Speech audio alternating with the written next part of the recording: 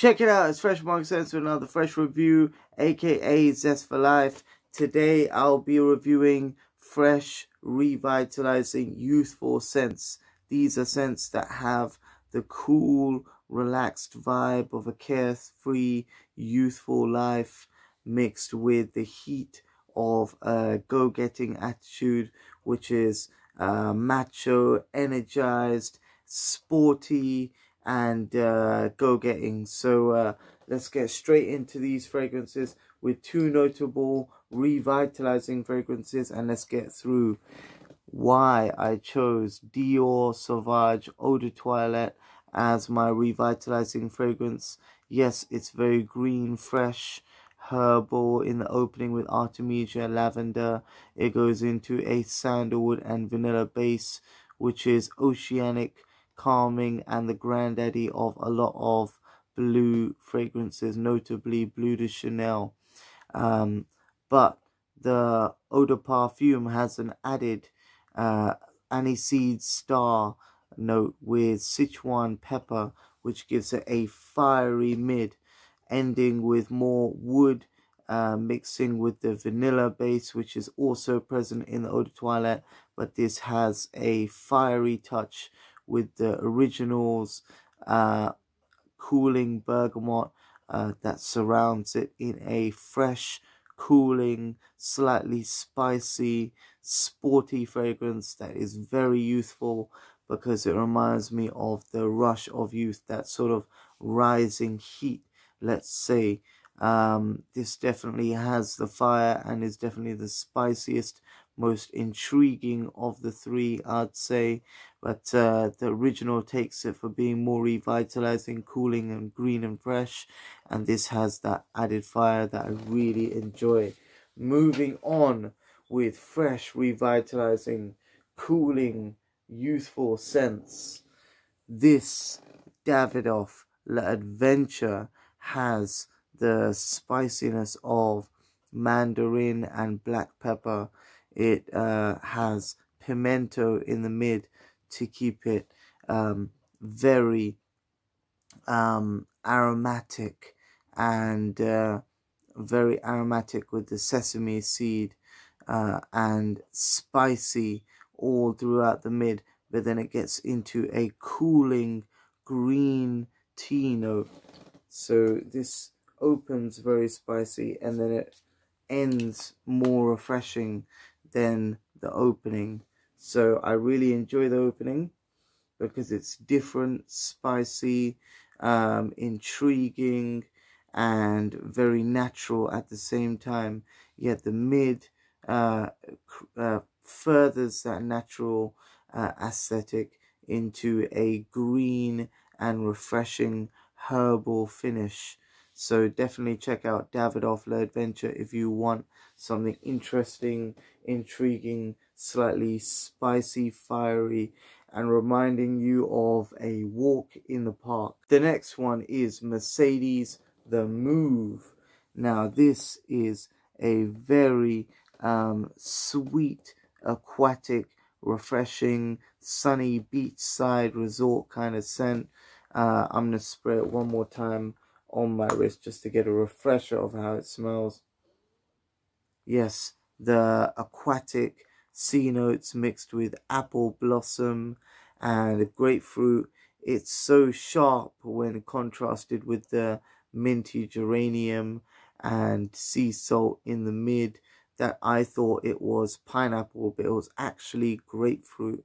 So apple blossom, which is a fancy fruity apple floral note, slightly white floral, almost like caramel, but in a natural way when contrasted with the minty geranium, grapefruit. There's some cardamom in here to keep it aromatic, and then it gets slightly not herbal, slightly herbal, but I'd say more green in the base with the balsam fir in the base. So it hasn't got any coriander or anything, so it's not culinary or anything. It's more of a green finish to a sweet aquatic fragrance. So it opens up sweet, aquatic, fresh, tropical, and then slightly salty and minty in the middle, and then it finishes in a green and creamy, aquatic, light, effervescent finish, let's say. So it's very light, airy, sweet and aquatic, slightly tropical with a green creamy finish. This is great because it has aspects of all three of these perfumes. Versace Dylan Blue with that oceanic freshness, but this is a lighter version of that.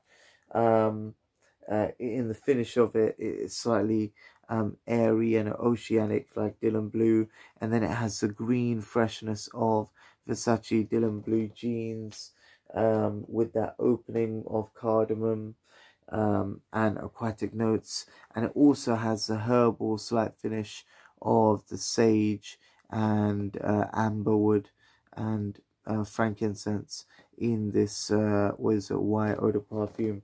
So all of these are very youthful, aquatic, youthful, fresh, reinvigorating scents.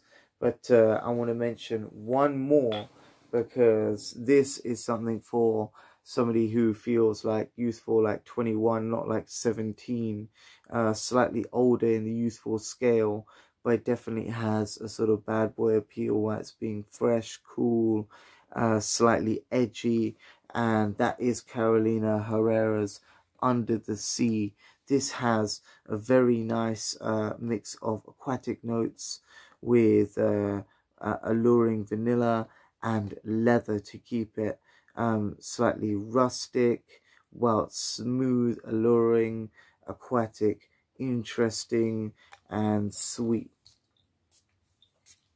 So it opens with, and it's blended beautifully because it's seamless in its transition.